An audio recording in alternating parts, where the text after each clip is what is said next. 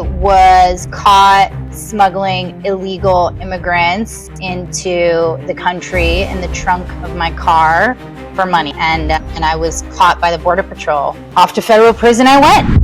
Welcome everyone to the Never Alone, Never Again podcast. And I'm Johnny, and as always, joined by Krista, the sober Barbie. And today our guest is awesome, and so glad to have you, Glynis. Glynis is not okay. So Glynis, we're going to talk about all the cool stuff you're doing. Glynis owns a treatment facility. Glynis is on the board of a nonprofit. You're starting another nonprofit. You're doing all sorts of philanthropic work. And then at the same time, and my favorite thing about you is you're a marathoner. And how is everything? How's Glynis? Glynis, you're so busy. Glynis is good. It's been a, whirlwind these last few months. I've been, yes, very busy. But life is fruitful, and I'm grateful, I guess I'd say. My problems are a lot different than they used to be. I guess first world problems, right? Absolutely. So one of the big things that you do that I didn't mention right now, because I want to talk about it first, is your podcasts. Yeah. You're on our podcast and you have your own podcast, which makes me extra nervous because you usually do my job. No, I think it makes it easy. It's no big deal. Yeah, the podcast is called The Peak of Possibility. We started it maybe 7 or 8 months ago, just with the goal to have open conversations about addiction, but also just mental health from many different perspectives, from, personal stories to family members to therapists and interventionists and coaches and business owners. I mean, just, a plethora of different individuals to get all kinds of different perspectives and just have open conversations to, hopefully relate to someone or show them that, there's many paths to recovery. Absolutely. And we do the same thing, and I think that's why we get along so well. There's 1,000 different ways to get to the same destination, and having the platform to give open-mindedness, I think is awesome, because there's a lot of closed-minded people out there. I know, Krista, you watch Glynis's podcast, don't you? Yeah, I do. I admire you. You get some big name people up there too. Do I? And I've watched some of the ones that you've been on as well. So I've seen her in both elements. Oh, thank you. I'm glad you guys like it. Yeah, it's fun. I think I like interviewing other people more than I like being interviewed. Yeah, it is more fun. Okay. Definitely. So this brings us to juicy question number 1. Did you hear how I sounded like a radio guy? Juicy question number 1. Who has been your favorite interview, or what interview has stuck out the most with you? It's such a hard question because different interviews stick out for different reasons. I would say, Rachel Elizabeth, I mean, obviously she's just so funny. And I mean, I love her, personally. So she's a friend. So it was very comfortable, and we kind of were just flowing. It just felt like, 2 gals chit-chatting, and that was a really fun interview to do. There was another one by a therapist named Mark Lynn, who he works with UCLA doing a lot of the different studies on psychedelics and stuff like that. And that was really interesting and very cool. But I think I've liked most of my interviews. There's very few interviews where I've walked out and been like, ooh, The funny ones are the best. The funny ones. Yeah, I mean, Rachel's was funny because she's such a funny person. She's so in real life and on social media, she's just hilarious. That's her personality, and she makes it super easy. It was really fun doing Janine's too. I just like sitting with girlfriends and chit chatting in general. So doing that on camera is just easy. So these are like your friends in real life that you're interviewing. Some of them, not all of them. Rachel, I had met through another one of our mutual friends, Jenna, who I think you guys have had on the podcast, who's like a dear, dear friend of mine. And she's very close friends with Rachel. And that's also how I met Janine as well. Some of the other individuals on the podcast were really close friends of mine, which I always enjoy interviewing close friends. But a lot of the information isn't new when I'm interviewing them because I already know the intricacies of their story. So yeah, it's a lot of fun. See, that's we've interviewed friends, and then we've interviewed people we don't know at all, and I don't know which one I like better, being the surprise of not knowing anyone, or the fact that everything about someone, so you can ask the kind of tougher questions and get a little deeper. Like we've already had an interview. We had an interview a few months ago on Never Alone Live, but it's totally different than a podcast. The live stream is the live stream. What's said is said. There's no editing. There's no cutting. There's just, okay, watch out there. Yeah. I love interviewing my best friends. Yeah. It is. Yeah. No, I've interviewed. Yeah, Jenna was fun too because her and I are so close. I mean, I can't pick one. I'm sorry. And I didn't expect you to. I don't blame you. Krista, it's really hard. Krista, who's your favorite person that we've interviewed so far on the podcast? Either Krista and I've interviewed like 60 plus people. I kind of like when it's just you and I. Sometimes it's cool too. Yeah, I do.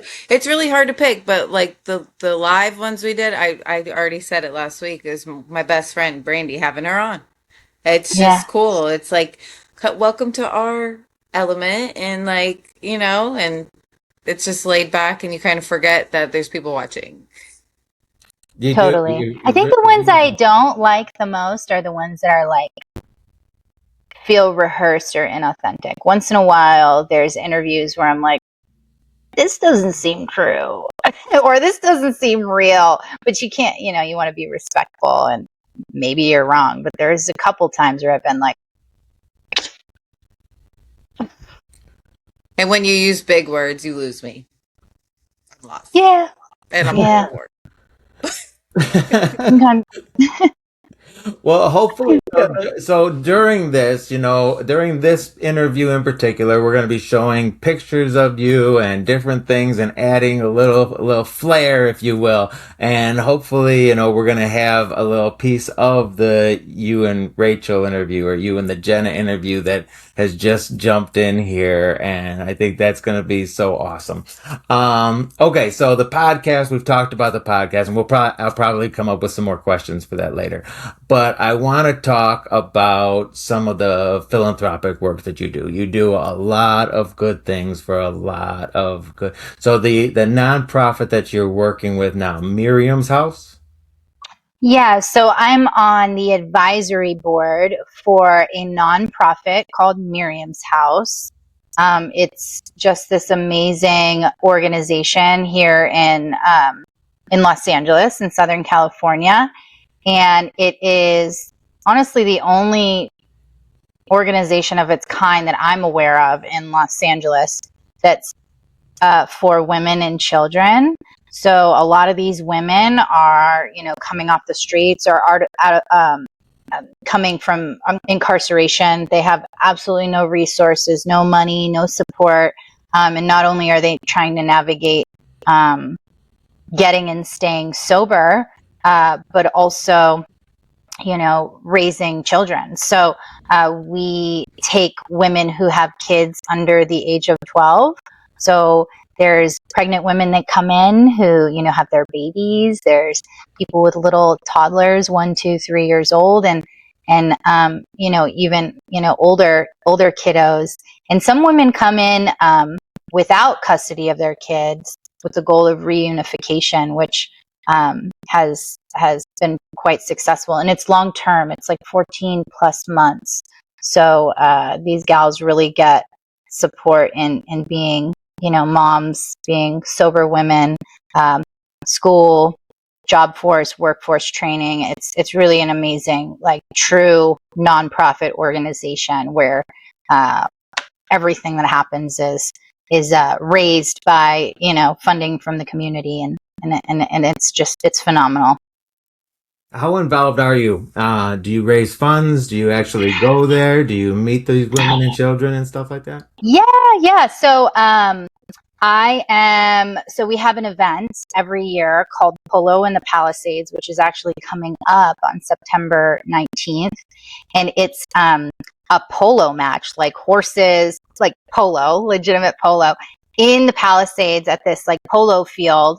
And we have honorees for individuals who have been, really influential in the addiction space, but also huge advocates for Miriam's house. And you can get a table and dress up all fancy like Kentucky Derby, and there's all kinds of items that we auction off to raise money, and that's really our flagship event every year. And the money that we raise all goes to the remainder of that year to keeping Miriam's house open, and these women and their children getting the support they need. So as an advisory board member, I am helping with all of the planning. I'm helping to get people to attend the event, and finding auction items, those kinds of things. And then actually one of my employees at my treatment center is a Miriam House graduate. One of our nurses, she's a licensed vocational nurse and had got her license, and she's one of our employees. And yeah, it's just it's a truly amazing organization.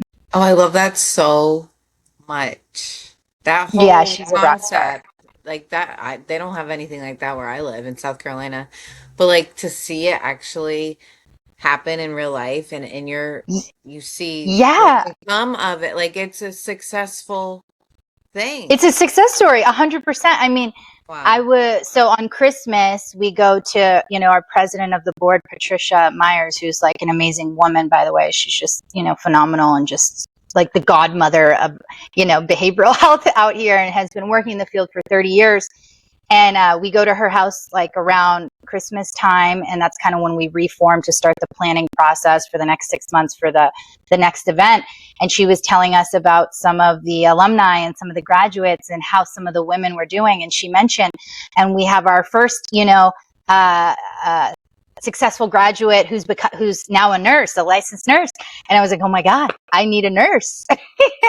and we hired her, and she's just amazing. So yeah, seeing the whole process is really just awe-inspiring for sure.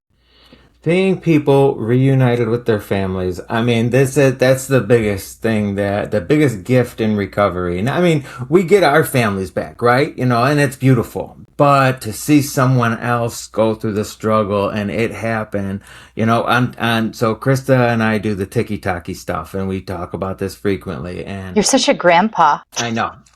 I'm fully aware. But they should hear how many people say tiki-taki now. I'm a trendsetter. There's a woman who got sober and, on live basically got her kids back, and now she's going to meetings and is celebrating.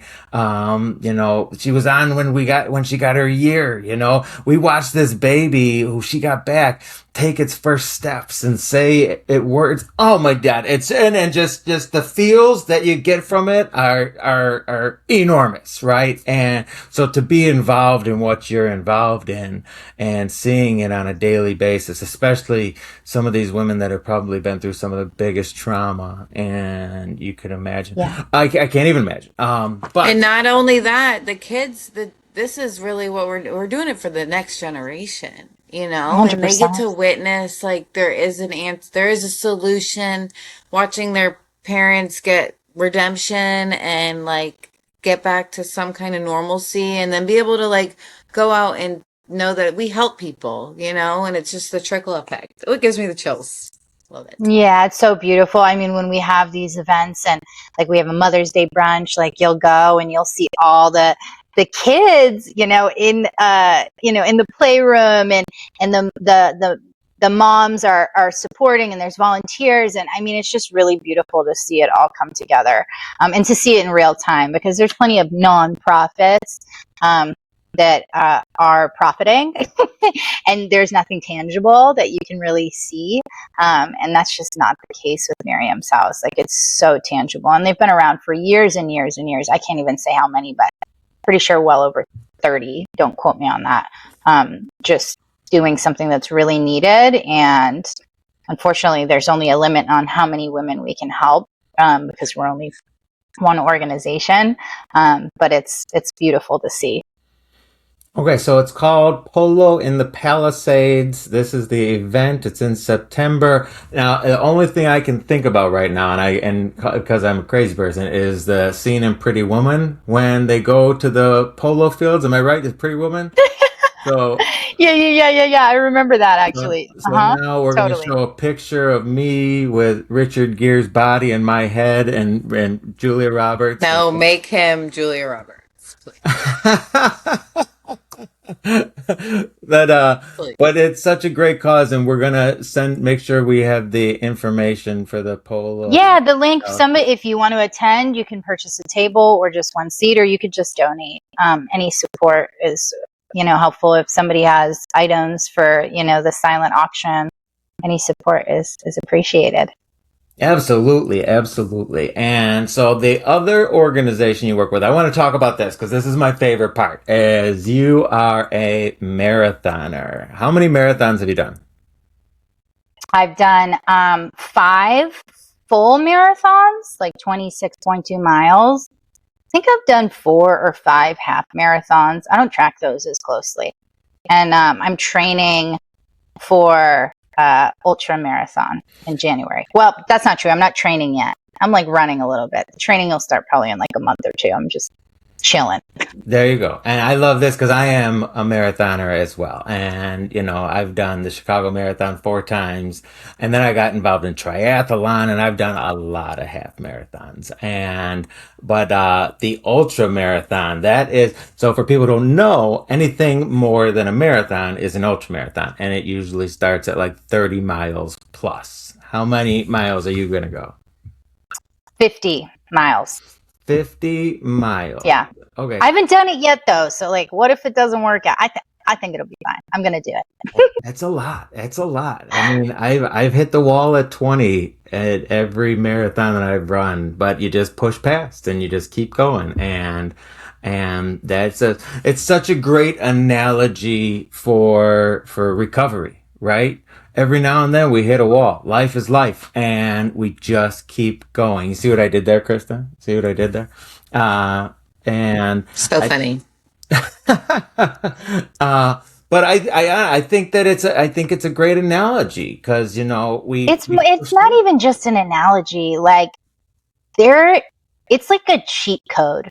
Not necessarily just marathon running, but like running, long distance running, and early recovery it's like prayer, meditation, running. Like, there's something special that happens when you're doing like hard, intense cardio.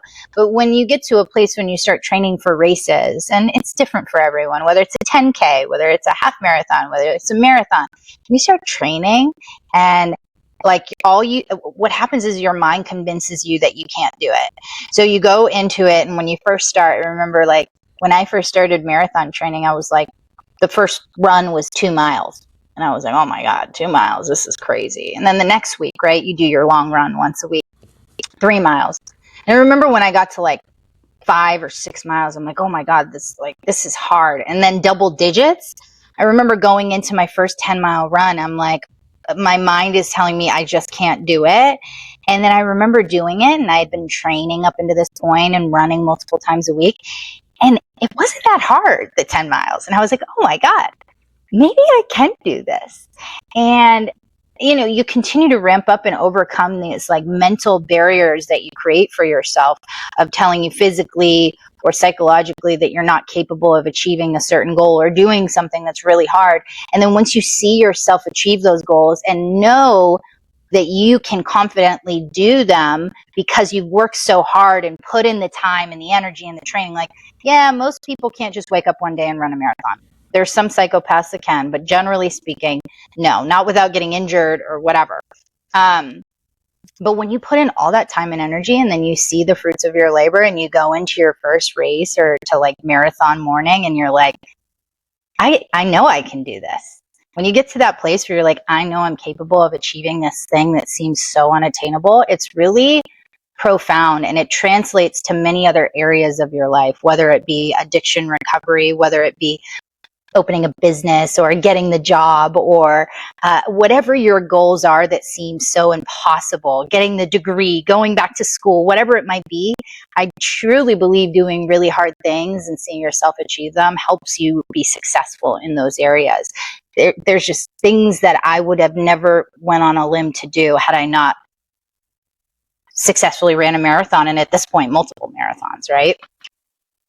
Goals and goals. Well, you might be inspiring me a little bit to maybe try. Look at we're inspiring Krista. Johnny has not. In the year I've known Johnny, he talks about running, and I'm like, there's something special and magical. And for some people, it's not running. Maybe it's biking. Maybe it's rock climbing. Like something that's hard. Like doing hard things and being uncomfortable and afraid and pushing through those. Something special happens in our brain and our neural pathways when we do something that's not simple, not easy, not something we could just do overnight. When it's the simple, the easy, the comfortable, there's time and space for those things too. But doing the hard thing, like that's how we retrain our neural pathways, especially as like recovering addicts. You know what I mean? Like we have to, that's exactly what happens when we get sober. Our tools and our skill sets are usually, I go get high when this happens, or if things are hard, or if I'm uncomfortable, I just go get loaded. When you start doing other hard things in your life, especially physical things, something magical happens, I swear. A lot of facilities get people into like CrossFit and stuff. Yep, that's another one. Yeah, for sure.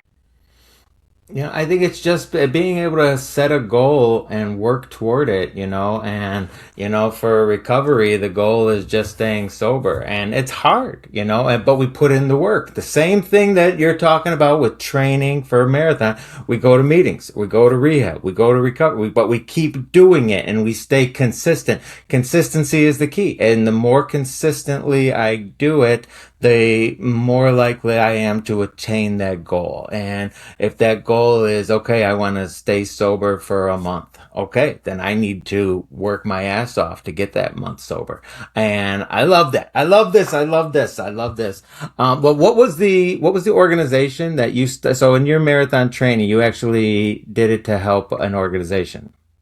Yeah. So there's two that kind of collaborated.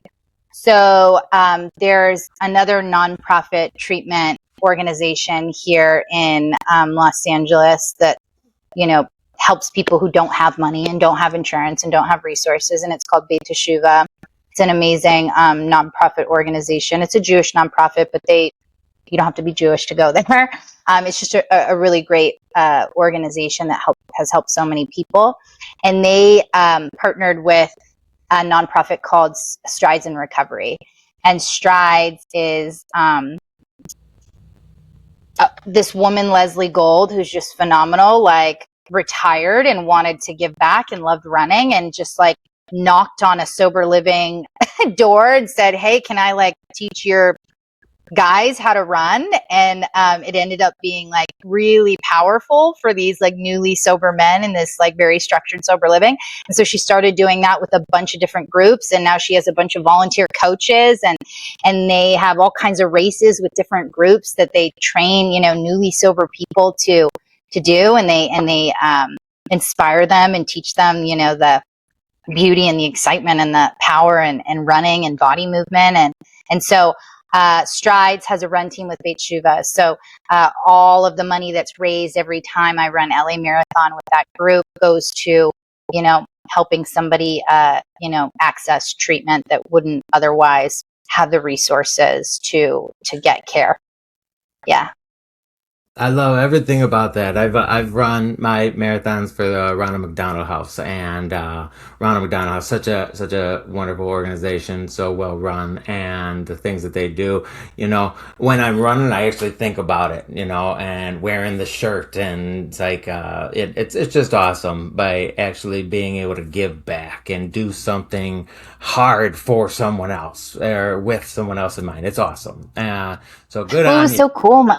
My Yeah. first marathon with them. So the Beit Run team is a mix of community members like myself. I'm not an alumni and I didn't go through Beit but I am in recovery. Some of it is like family members of alumni or just people who are interested in running, who heard about it. But there's also like individuals who are currently in treatment at Beit So I was running with some people who had ran 10 marathons and been running their whole life. Other people who had never ran a day in their life. And then also like people who would like 2 weeks sober, you know what I mean? Like 2 weeks off of like, smoking crack. And they were training to run this marathon. So it was just like the most eclectic, like awe-inspiring group to kind of go through that journey. And that's where like my passion for running began. It was just so, I was hooked after that first race.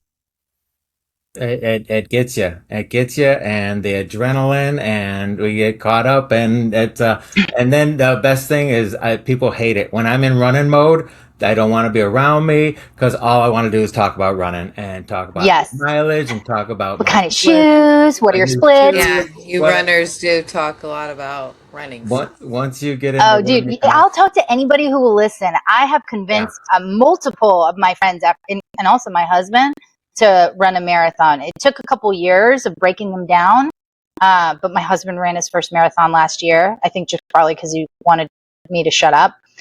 He's like, all right, I'll do it if you just leave me alone.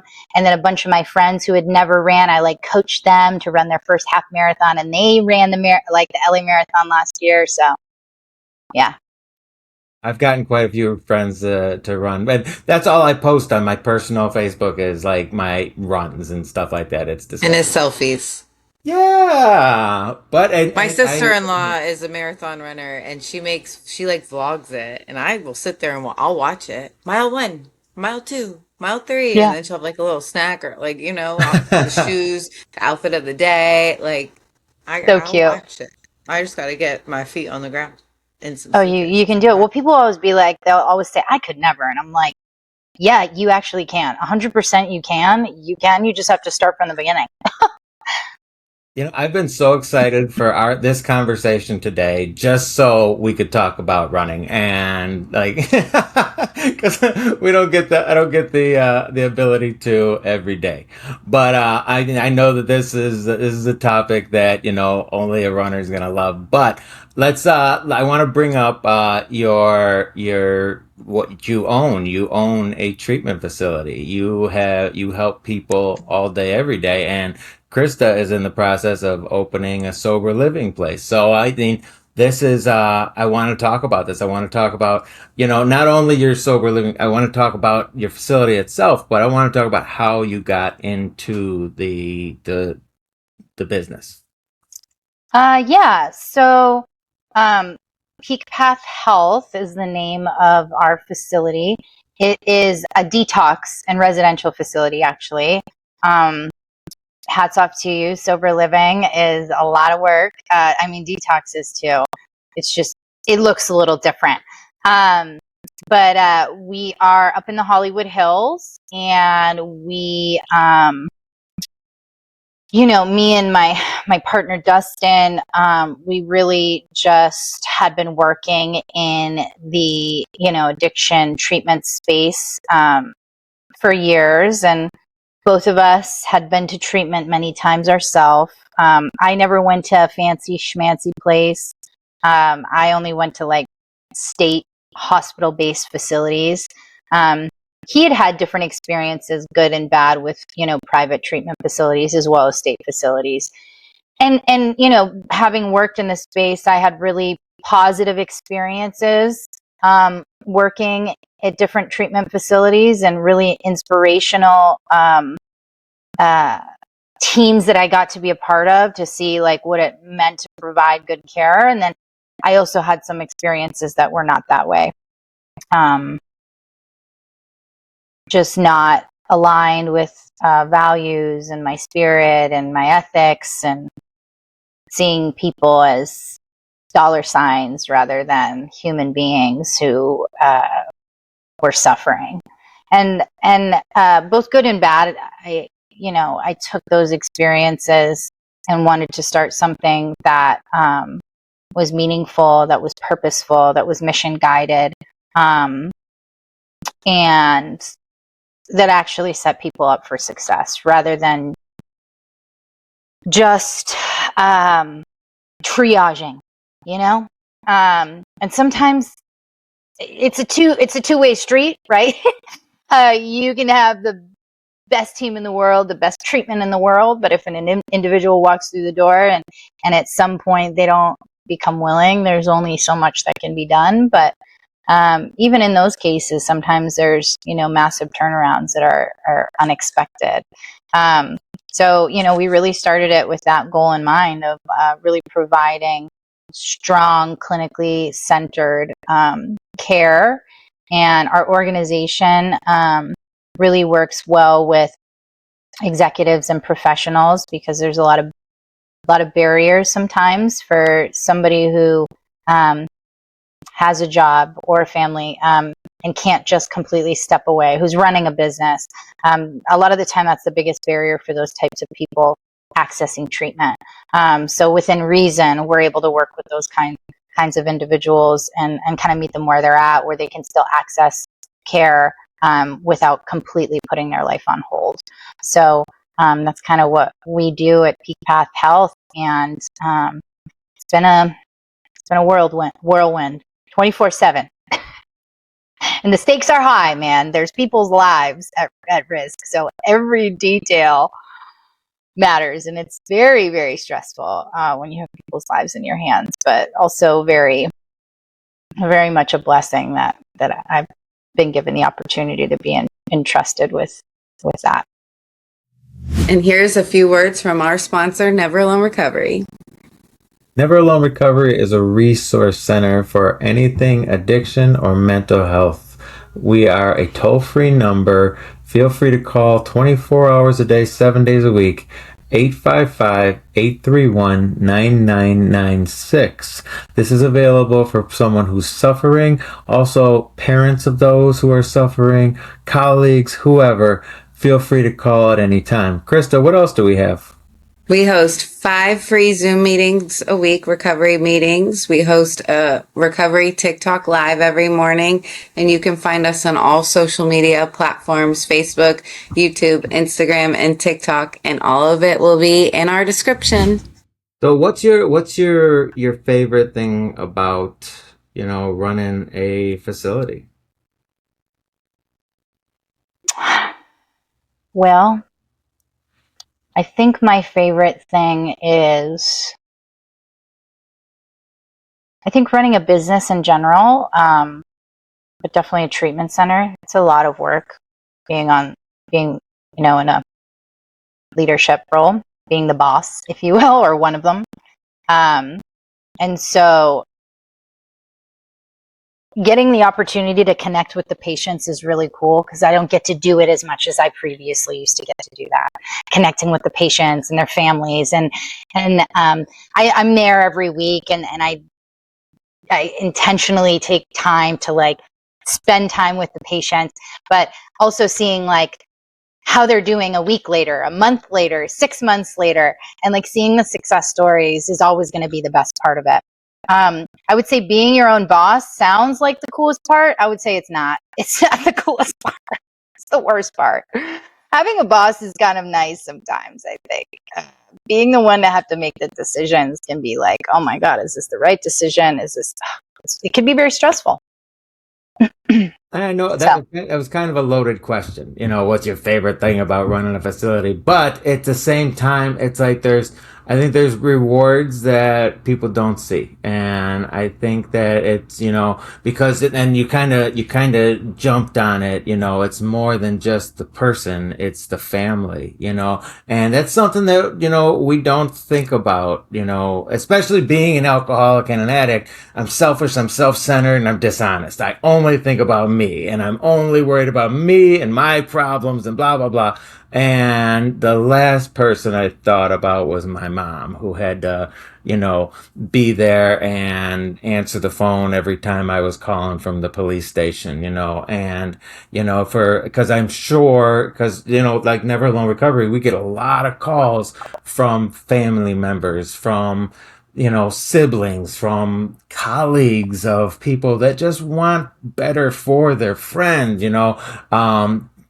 getting to be involved in that part has been enormous as well. Yeah. I mean, that can be the best part of the job and sometimes the worst. Talking to moms, dads, sisters. I mean, it's such a kind of like weird dichotomy that I'm in this position where I was my parents' worst nightmare. Being on the other side of the phone is crazy because I can genuinely talk to these individuals and be like, I have been in your kid's position. I know what it was like for my family members. And that can be really inspiring for some people. But also the second part of that is sometimes the family is just as sick, if not sicker, than the individuals we're treating. And I think it can also be terrifying for certain families to step out of the position of savior and fixer. Because sometimes the savior and the fixer is the one who's keeping the identified patient, if you will, sick. Yeah. And it can be a blessing and a curse. It can be really, really beautiful to see, especially when a family member is like, thank you so much. But it can also be really sad because sometimes you see some of these families and some of these spouses and you're like, oh my gosh, if they don't get out of the way, they're going to literally love their loved one to death, truly. Yeah, they'll steal the rock bottom for them. Yeah. I think the biggest thing that I think what I like the most about it is kind of we set expectations, yes, you are not the savior, but neither am I, and neither are we. And every facility that you can send your family member or friend to, it doesn't necessarily mean that they're going to get and stay sober. They have to want to, and having those talks and kind of being real with people is I think it's a blessing, and being able to, but caring. It's one thing to set expectations and be a dick. It's another thing to actually set expectations and care. And I think that's what what we all kind of have in common, is that we all genuinely want to see people get better, and we want to see that, and we don't see, like you said, the dollar signs. There's a lot of people out there. They see a recovering person, they see a dollar sign, and and not having that, and having the the steps kind of in mind still, and bringing the steps into all my daily routine, that's big, it's important. And the 12th step, and having the ability to still help all the time, that's the key. I went on a tangent there. No, all good. I went on a tangent. All right, so let's talk more. We've talked so much about the now. What got Glynis here? Where did you grow up? Are you California born and raised? No, I was born here, but I moved to Massachusetts when I was like a year and a half, maybe 2. So I was raised in Massachusetts until I was in New England and the surrounding states until I was 21. Mm-hmm. Yeah. So that's where my humble beginnings began, out in Worcester County. Massachusetts. That's where my humble beginnings began too. Till I was like 6, but In Worcester County? no, Springfield. Western Mass. Yeah. Same type of vibe. Yeah.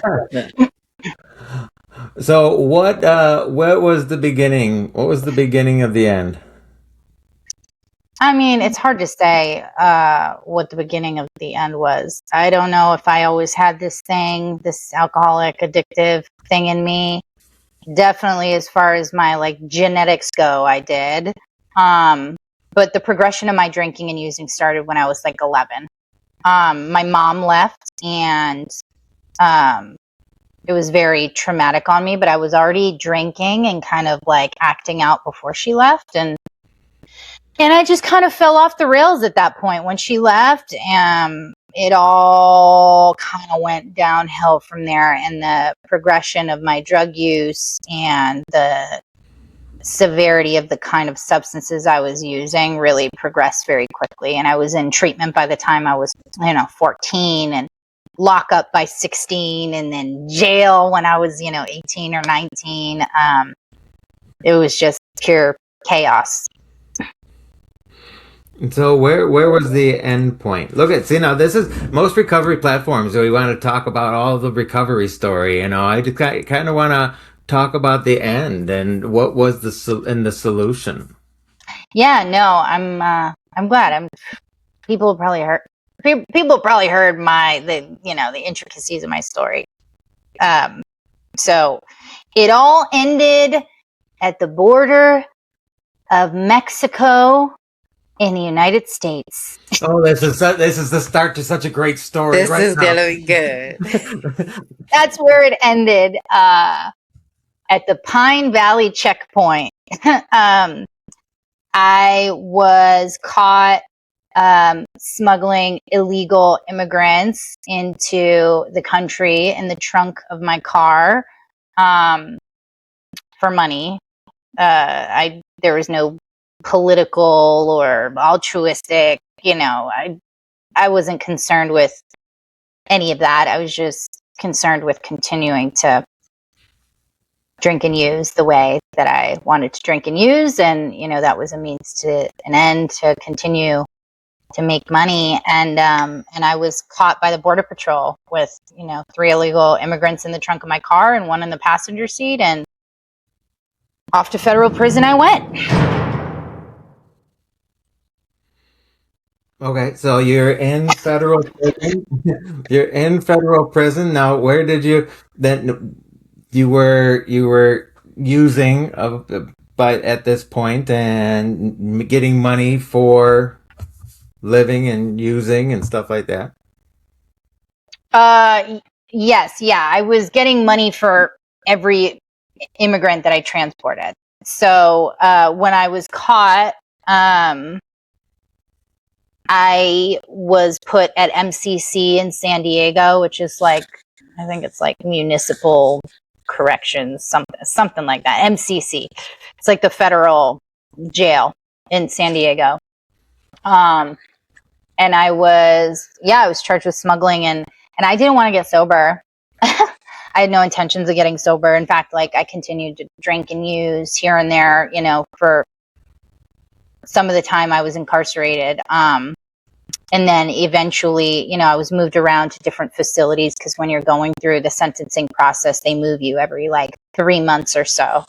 So I went from, MCC to another facility, and then from there to another facility. And eventually I was in an environment where I didn't really have access to continue to drink and use. And then there was a global pandemic that took place, which made it even more impossible.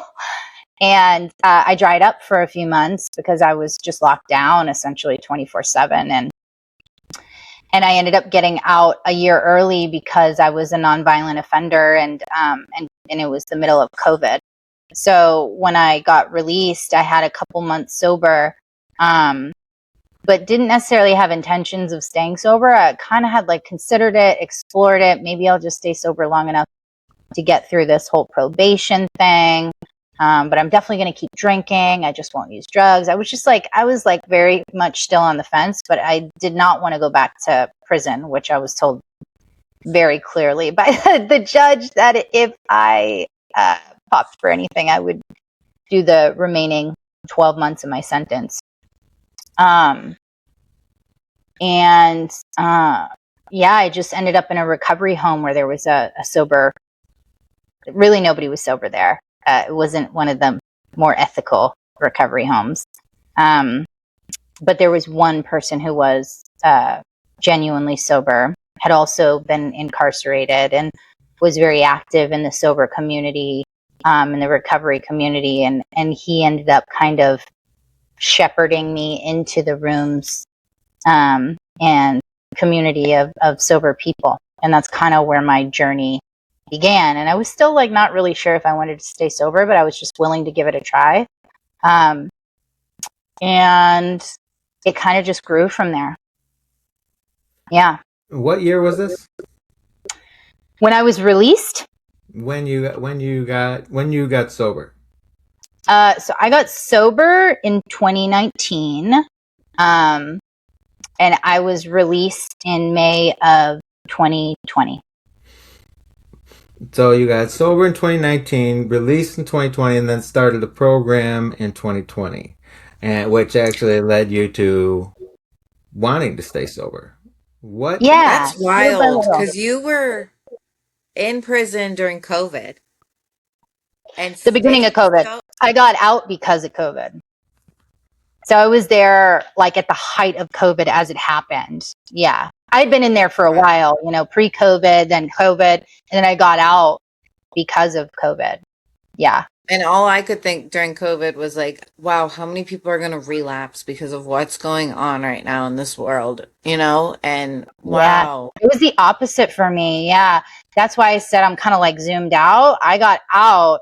And I was just so grateful to be out of prison. I'm like, there's a lockdown. I can't, walk the streets. I don't give a shit. I can go outside and there's sunshine. I was like, I could drink coffee that's not instant. I'm like, this is great, And so, something switched. Like, not the first day I was out, because I still had like, newcomer plans is what I like to call them, like being a weirdo and criminal and being a sketchball. And I'm like, I'll stay sober, but I can still, live my life this way, which for some that might be true. For me, I don't think so.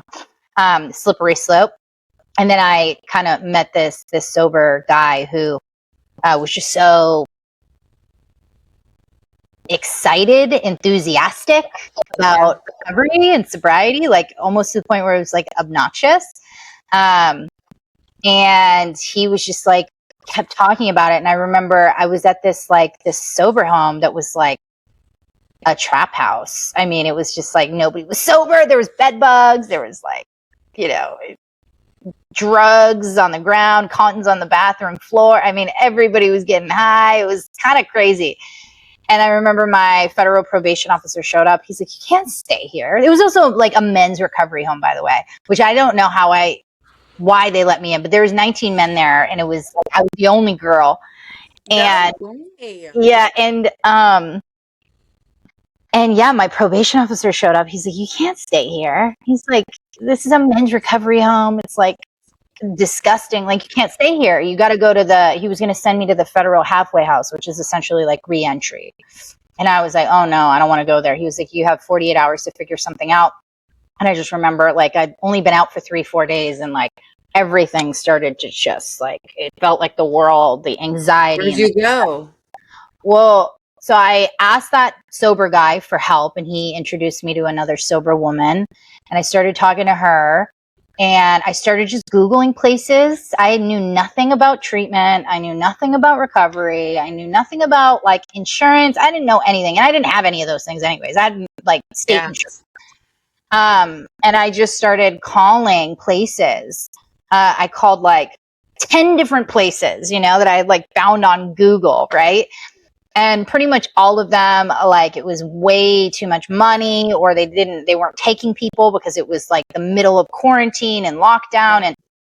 And this one place answered the phone, and they were like, yeah, we can take you. And I was like, can you take me like today, tomorrow? And they were like, yeah, we can. I'm like, how much is it? And they were like, $2,500. I was like, sorry, gotta go. Click. Could never. I didn't even have shoes. Okay. I had nothing. And, they called me back and they were like, how much can you afford? Cause it turns out they were really struggling because COVID. So they had like nobody in their house. Right. Yeah. And I'm like, I mean, I had paid $600 for the place I was originally at. It was essentially a boarding house. And I had like borrowed money from like 5 family members to pay for that. Luckily, the owner of that recovery home, he was sober. He was just much older, which is why it wasn't well ran.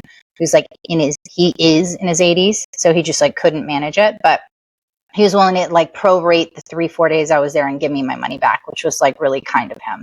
Yeah. So he gave me like, the $500 something back. And then I was able to borrow a couple $100 more from a few different family members because my family's not rich. So it was like $100 here, $200 there. And then that sober guy who was like my shepherd and my Eskimo, he told me about this nonprofit in South Central. So I got on the bus. I went to this nonprofit. It was called A New Way of Life. They were giving out stimulus to people who had been recently released from incarceration. And I was able to get like $1,500 from this nonprofit through this grant. And I used it to buy some clothes, buy some like shower shampoo. And I used it to pay for like that first month of sober living. And they ended up lowering the rate to like $1,200, which pretty much every dime I had went to that. And I was like, I'll just figure the rest out as we go. Yeah. It was like all of the different puzzle pieces were fitting into place at the perfect moment. Like I meet this guy who's sober and he's like helping me and like inspiring me. And then he tells me about this nonprofit and I was just like willing. I like took the bus and did the thing and I didn't even have an ID. So I had to figure out if I had a picture of an old ID. And I was able to get the stimulus right in the nick of time. And it was just like, it kind of all fell into place. And that's kind of how it all began. And yeah, I was just willing to do the work and like keep taking. And it was someone excited about recovery that like planted a seed. And that's what I think we all are doing right now. We're just trying to show that like recovery is beautiful and it is exciting. And I love recovery. And I think I exude that.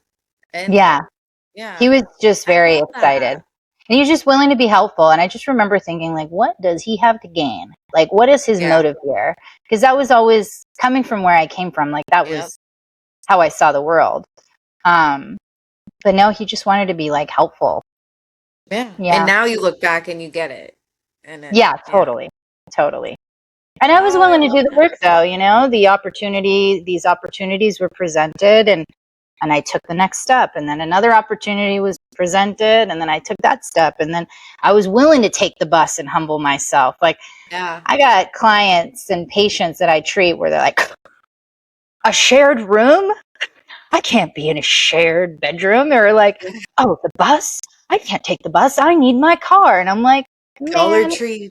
Humble yourself. Honestly, it creates, again, doing the hard thing creates resilience and it retrains the neural pathways and it shows you how to really put in the work. Like this is something that doesn't come without energy, willingness, and work put in. And that's really the secret. Like you have to do it. Nobody else can do it for you. In fact, if somebody else does, it's not to your benefit.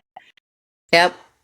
I love this. We talk a lot about the gift of desperation, and the gift of desperation what inevitably leads us to open-mindedness and willingness, and the open-mindedness and willingness to get on a bus when you've never gotten on a bus before, to ask for help when you've never asked for help before, and the open-mindedness to be humble. I love that. And, I'm a big proponent, long-term recovery is equivalent to long-term humility. And the more humble you are, the more likely you are to stay sober, and the more likely you are to keep asking, because you got to keep asking for help. Life is gonna life. We started out this podcast specifically with your things that you're doing now, and life has blossomed for you, and you've done all these cool things, and you came from this. You were in prison, and then in the from hard. in the men's sober living place. That's such an awesome story. Then, With the bed bugs, it was so crazy. Desperate to not go back to federal prison. Yeah. Yeah, I had no money. I had no insurance. I had no No phone. shoes. Yeah, it was like, And now you yeah, got square fancy running one. shoes.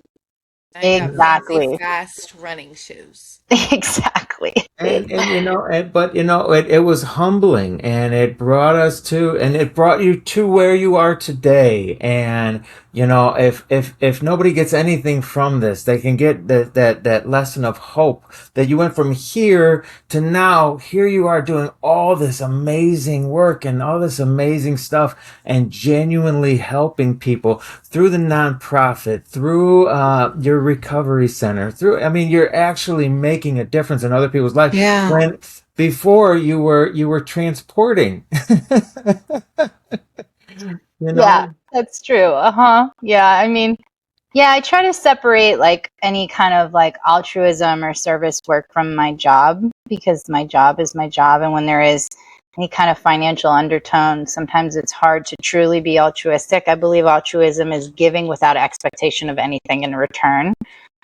So I like to have a really healthy balance of what I do Yeah. professionally versus like what I'm doing truly to be of service, with the only thing that I hope to gain is like helping somebody else. So having that balance of those two things, I think, is part of what's kept me humble and kept me inspired and excited to continue to do this work, because I do my own work. I don't confuse my job and the treatment center as my recovery, although like obviously it wouldn't be possible without my recovery. They definitely intersect in certain ways, but I also do my own stuff personally in my own life, to remind myself, where I came from type deal.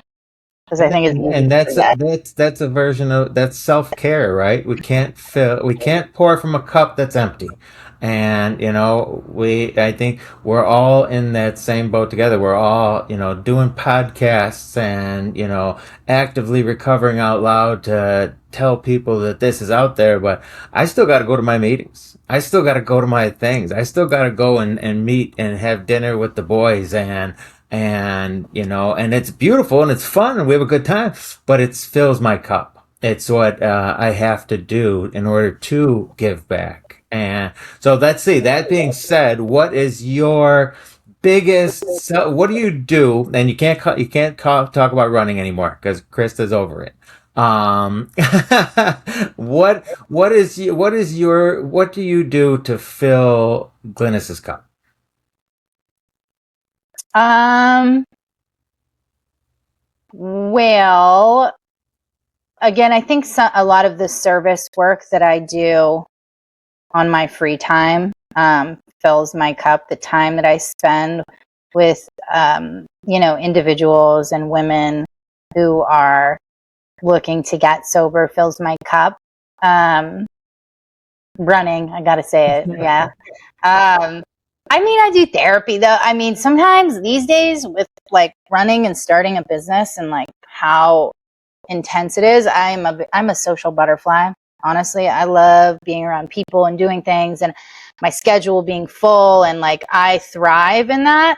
But it has been a level of exhaustion that's hard to put into words starting this business. And so lately I've been doing a lot of nothing on my free time, which is not much. Like relaxing at home with my husband, Andrew. Just not too tired to even go out to eat, just ordering in. Sometimes that's the best I can do. I lean heavily on like meditation and just kind of self-care. Him and I, every Tuesday, we have like our night together. We have to schedule it. Tuesdays are our nights. I'm not allowed to do anything else, and he's not allowed to do anything else unless we consult with each other first.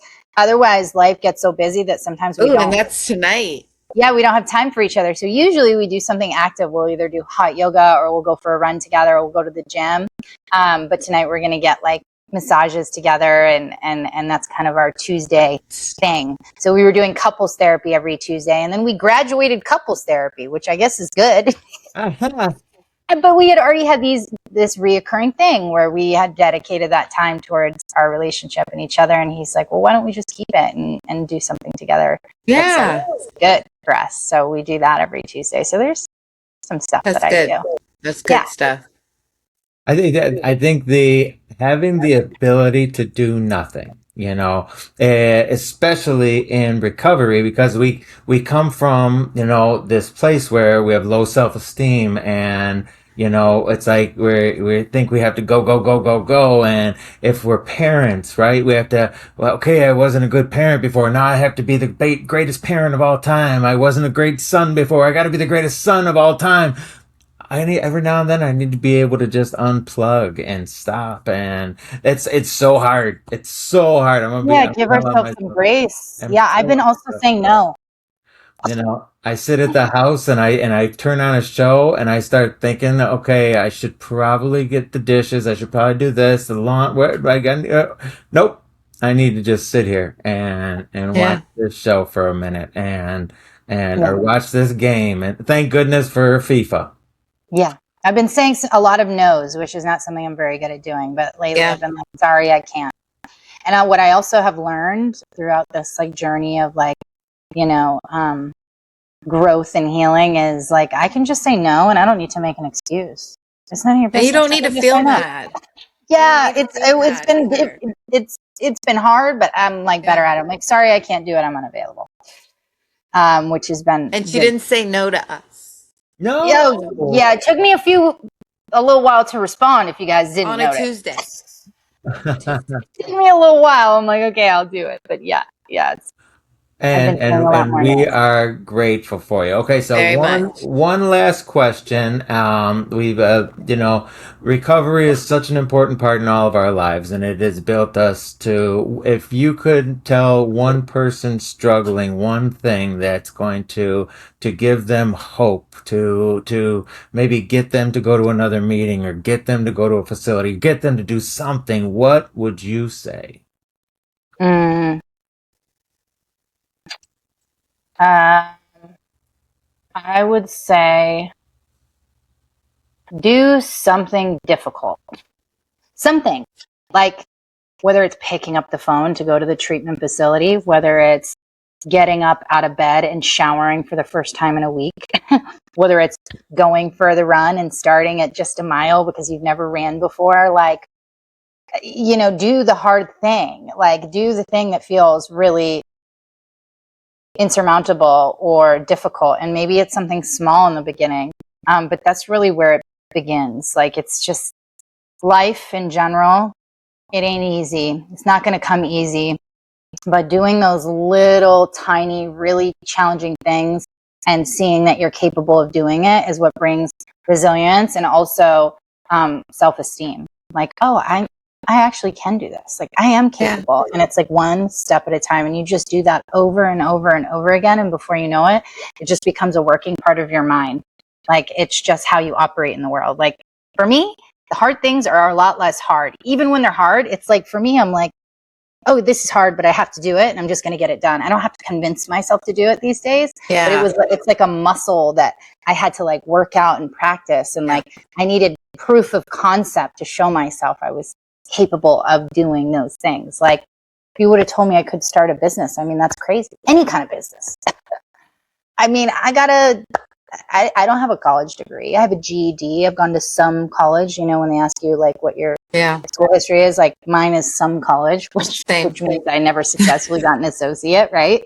But like, I ask a lot of questions. I have people I rely on. I'm willing to like recognize when I don't know something and learn and ask for help. It's like, even that in itself is hard. Like, I don't get this. I know you might have told me about it last week, but can you tell me again? How do I do this? That's amazing. Do something That's hard. good. That's such a good answer. And It is. You don't hear that. This has been such a great conversation. And, we value your time. We value you, Glynis. Thank you, thank you, thank you for coming and sharing and talking about all the great stuff you have going on. We're gonna put all the links to all the stuff, and we're gonna share this out.